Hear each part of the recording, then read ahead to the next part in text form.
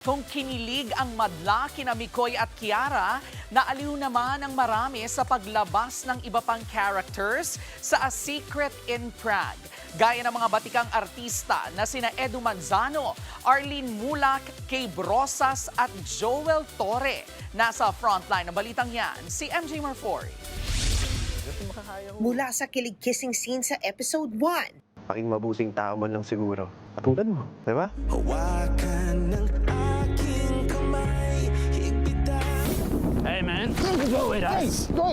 May kidnapan naman na nagaganap sa episode 2. I'm so sorry, sir. I'm so sorry. I'm a good boy. I'm not bad boy. I promise. I'm not Ang bad bilis ng boy. I pacing. didn't do anything wrong. Kasing bilis ng pagkakakilala sa atin ng mga karakter na either mamahalin o kaiinisan natin sa A Secret in Prague. Let's meet the parents first, the Valtravis. Victor! What the hell are you doing in Tagalog? Anong ginagawa mo, ha? Nothing. Huh? I was just joking.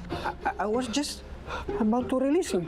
Ang yayamaning magulang ng prinsesa ng Prague na si Kiara, played by Kay Brosas at Ruben Soriquez. At syempre, ang mga pinagpala, ang good vibes parents naman ni Mikoy, played by Arlene Mulak at Edu Manzano. At dahil alam na ni Mikoy kung sino si Kiara at ang impluensya ng kanyang papa, dito na mag-uumpisa ang komplikasyon ng storya. Alam mo, nangyayari pa rin yan yung nai-inlove ang mayayaman sa mahirap. Pwede. Oo. Bakit may kilala ka bang mahirap na nagkatuloy sa mayaman? Si Tenten at saka si Serena. Lo, eksakto nanay. Sa teleserye lang talaga nangyayari yan. Kung ang kidnapping ay prank, ano naman kaya ang susunod na haharapin ni Mikoy? We are not the bad guys here, Mikoy. Bakit naman ako maniniwala sa inyo? Baka naman kayo naman talaga ang mga sindikato. Ang mga umiinit na eksena, abangan mamaya sa A Secret in Prague. Pagkatapos ng Frontline Pilipinas at bago ang My Best Friend Eman. Nagbabalita mula sa Frontline, MJ Marfori, News 5.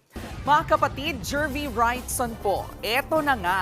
Para sa latest showbiz news at iba pang kay-alaman, mag-follow at mag-subscribe na sa social media pages ng News 5.